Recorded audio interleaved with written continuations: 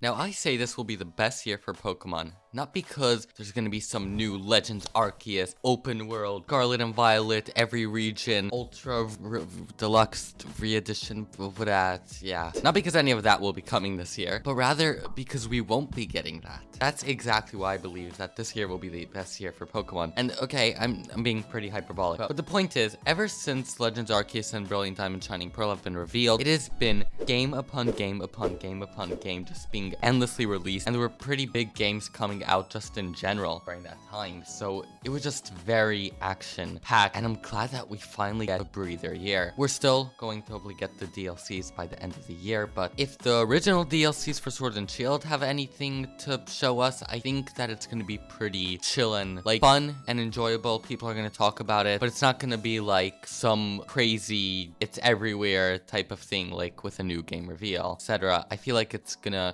at the moment, there isn't really much happening with Pokemon, and I feel like that's a good thing because it has been endless upon endless games, like 20 games in the past month.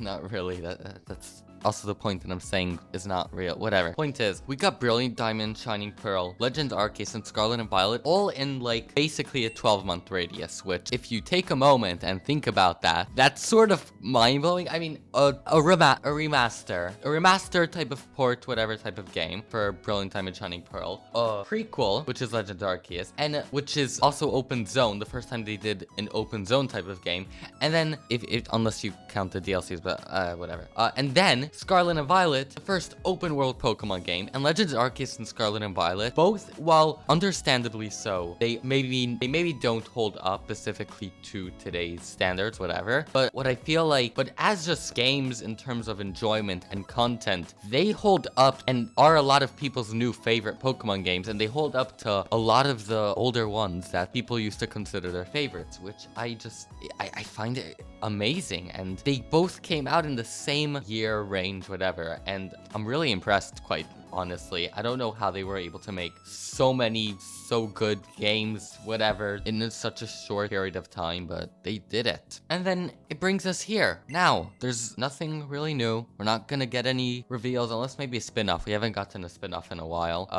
The DLCs are planned to come out by the end of the year, but other than that, it looks like it's going to be pretty calm. I feel like also with the eShop closing, now people are going to want to play the older games, and now it's a time to sort of relax and enjoy. And I find it funny that I'm saying that a lot of new games are a bad thing, especially because, at least for me, they're really good and I love them. So you'd think I would be like, I want more. But like, I really enjoy just having a time of relaxation and able to replay games, and because for the past few years I really haven't gotten that chance to replay games, so I just like that now I get that opportunity, that chance. And as exciting as news is for Pokemon, I'm glad that, you know, now we can take a moment, a breather. And also, I mean, in all fairness, the new anime has recently come out. It's amazing. It was the first time where I not only rewatched one episode right after watching it, but I rewatched both episodes right after watching it. Like, basically, I think the first time, normally I may look back at like maybe some highlights of an episode, but like the actual full episode,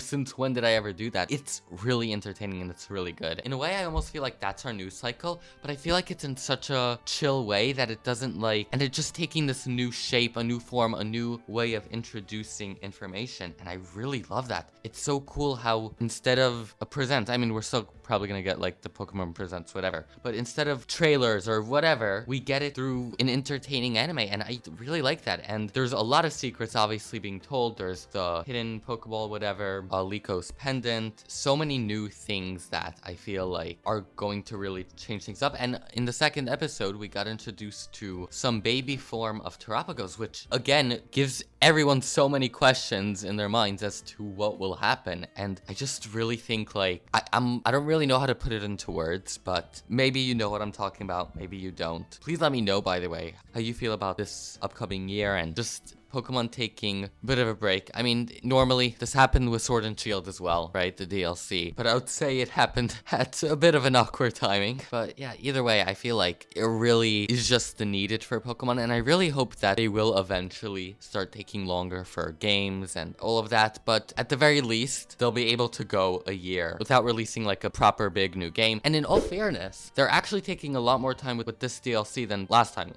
With Sword and Shield, they released the first one around spring and then the other one in fall. And this time they decided to just release like both at the end of the year, one in fall, one in the winter. And I think that's really nice, honestly. And you know, I mentioned a lot of these things I'm mentioning here, I did mention in my DLC analysis review video, whatever. But I find it exciting that they're taking more time with the DLC. And I feel like, well, we're probably still gonna get another game next year, probably a remake or something. Legends Arceus, why not Legends Arceus? A Legends game maybe, something. I'm excited that we're gonna finally be able to get a proper breather year, which we haven't gotten in, well, I guess 3 years ever since the previous DLC. It also gives us a chance to enjoy and experience Scarlet and Violet for what it is. The competitive scene is going strong, and you know, like every generation, you need some time to fully process it. And I'm glad that like there's still something to look forward to with Scarlet and Violet. And a lot of these things, I guess, could also be said for Sword and Shield, but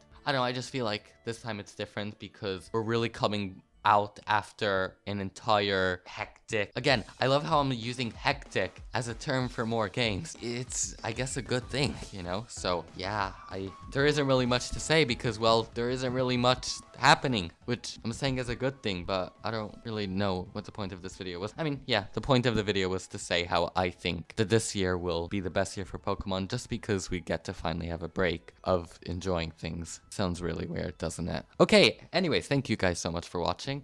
I hope you enjoyed, and please let me know what you think about my thoughts on the entire topic. And what do you think of this year being a bit more slower than usual? Please let me know. I really want to hear. And thank you guys so much for watching. If you liked this video, please give it a like, maybe. And if you liked me, maybe subscribe. Thank you guys so much for watching. Bye.